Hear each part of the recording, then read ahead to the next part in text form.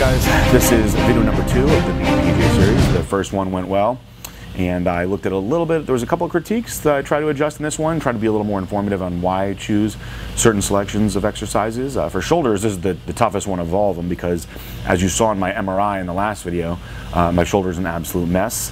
I'm very limited to what I can do. I have to do a lot of warming up too. Lots of very light laterals, abduction-adduction moves. We'll get into all the descriptions of that. We always show the clock, and in all these videos I'm going to show the clock so you guys can see how fast that I train. Alright, I've never had good posterior delts, so I start all my workouts with posterior delt exercises when I'm fresh. Also, this is the area that bothers me the most in my training. This is where the most pain is. So when I'm fresh in the beginning, I count these as working sets. The weights, I assume you would say, oh, well, these are very light, you know, warm-up weights, but I'm actually counting these because that area is very, very delicate to me. So I like to get a lot of blood in there first. Reverse pec deck, I superset with a high pull with the rope. The key on these is you want to have your hand in this position, palm to the floor. If you turn your thumb all the way down, like some people do, you actually disengage the posterior delt. It's all traps, rhomboids when you do that. So you want to have your hand in this position, palms to the floor. It's very important that your arms are 90 degrees also. And I come over here to the rope, the high pull. The most important one on this is that you keep those elbows really, really high. You want to concentrate on pulling back with your rear delt, not just pulling back with your arms. So once you get the hang of it, you can do it. It's just a short little squeeze of a motion. I don't really think that this is something that I could say is really going to put any mass on anybody, but it's a very good way to get blood back there. Now, once I am pre-fatigued, I go into my bent over dumbbell laterals.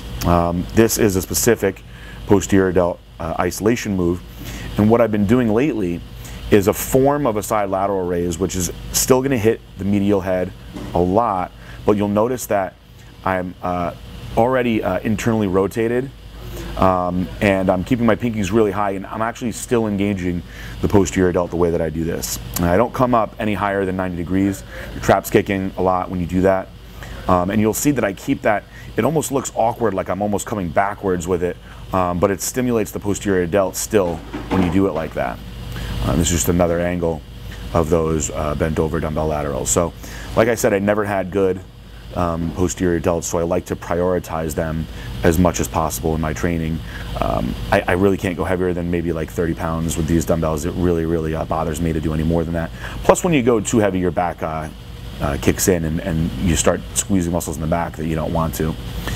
I usually do about 4 sets of the reverse pec deck superset with the rope, and I usually do about 4 sets of these. So like I said, it's a lot of volume.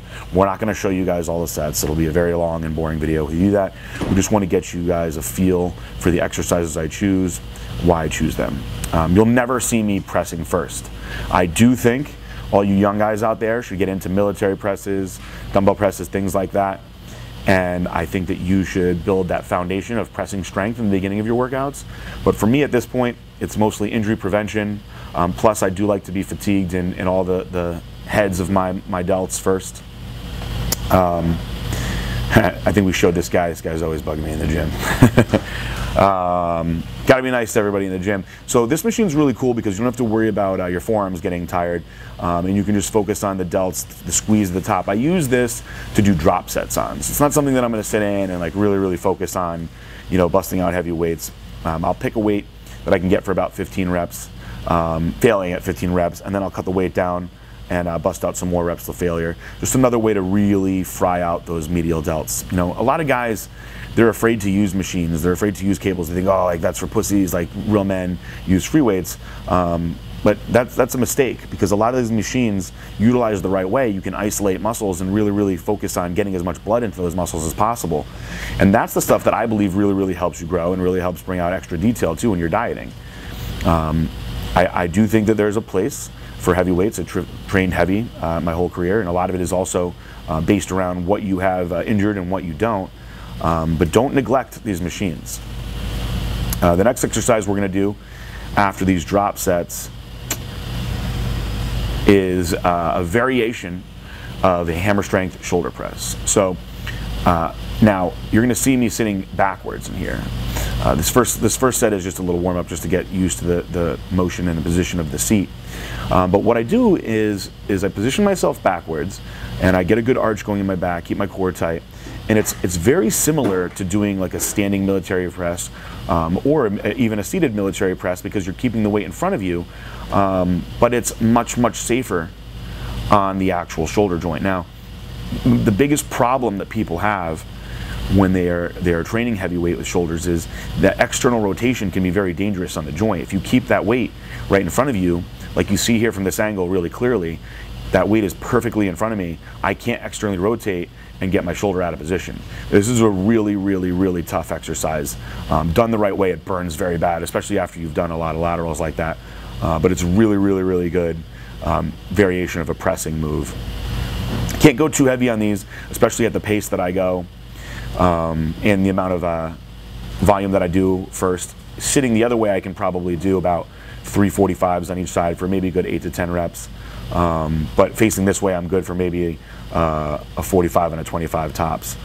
It's considerably harder like this. Moving on from here, I'm going to go to a cable side lateral. Now with this one, I do 3 sets, right? But it's all continuous. So everything else I'm doing 4 sets. But this one, I'm starting with a lightweight. I'm shooting for 20 reps. As soon as I hit 20 reps, I turn around and I do the other arm, and I don't stop. So I go through this 3 times. This is just another way to really fry the medial delts. I do think that it's important that you do a little extra work for the medial delt. Everybody gets caught up in pressing moves, but the more meat you have in your medial delt, the wider you're going to look. So your taper will be better, your waist will look smaller. You really can't do enough for the medial delt. So we're not going to show me just going through this 3 times. You get the picture. I'm going to do my dumbbell presses. Now you'll notice I don't have the seat at a 90-degree angle. This is key. I made sure that I stopped here to give myself the chance to explain this. Now, like I said earlier with the hammer strength presses, the main problem that people have with shoulder injuries is that external rotation of the shoulder with heavy weights causes a lot of rotator cuff tears, labrum tears, all kinds of bad things. Now, if you keep yourself just at a slight incline like this, you can get yourself in position where you're still able to press in front of you, okay? And you're not going to externally rotate the shoulder at an awkward angle and risk injuring yourself. You will stimulate your chest a little bit, which is fine because you're stimulating the chest at the top, and I've never met anyone in my life who had too much upper chest mass. But you're cutting the risk of injury out, and you're not working the delt any less. That's what I think is the most important thing people realize. You're not working the delt less by being at that angle. I wasn't even able to do dumbbell presses at all after I first hurt myself, so I'm really happy to be able to do these again because these were my favorite shoulder exercise. The heaviest I've gone so far was actually in this video. I've gotten myself up to about 70 pounds now. You can actually see the difference between my right side and my left side. The right side is the injured side. You can see I'm not coming down quite as far. It's still very stiff for me, and it's considerably weaker. I mean, I can go all day with the safe side with this weight, but you know, I'm just trying to simulate everything as much as possible. I was really tired in this particular workout. I wasn't feeling too good today. Hopefully I feel better in the other workouts for you guys. I was getting a little nauseous here at the end for some reason. I think I was coming down with something, but I hit a couple poses. I'm getting leaner. You know, I'm on track for where I want to be for, you know, mid-November. I'm going to show you guys a couple really good finishing moves. Okay, this particular one, I don't have any fancy name for it. You don't really see people doing these too often. I just call them dumbbell circles because you're going in a circular motion. The key to this is to never stop the tension. So right when I get to the bottom, before I relax, I start coming back up again. So it's constant tension the entire time, and you'll notice that my thumbs are up. This burns your delts so intensely bad. It's such a good finishing exercise, and you're getting it all the way through. You're getting anterior delt, you're getting medial delt, and you're even hitting some posterior delt, especially when you pre-exhaust everything.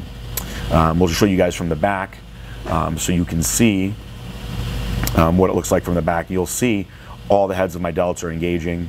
If I was a little leaner, you'd see even a little bit more, but I'm lean enough where you can see everything firing pretty hard. And this looks easy, I'm sure, because it's only, I think, a 10 or a 12-pound dumbbell.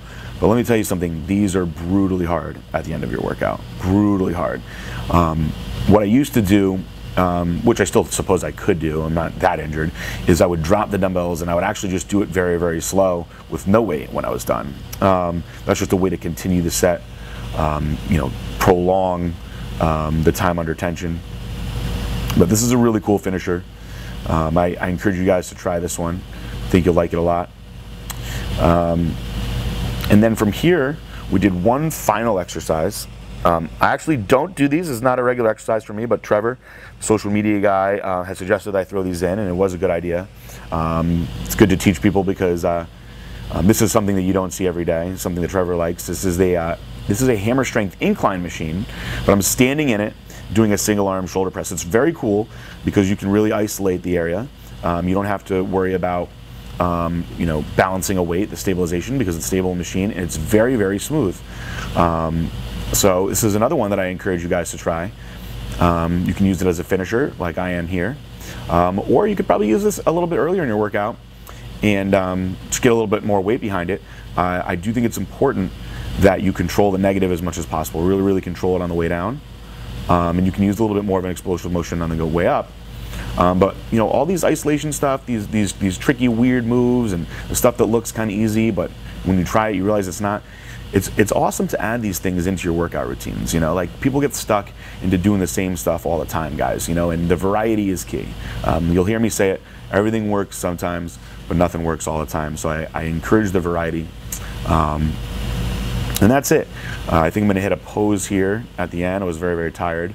Not ready to take the shirt off and like show you guys what I look like yet. I think we'll get to that in one of the later videos. I think the next one that you guys will see after this is back. So thank you guys for following along.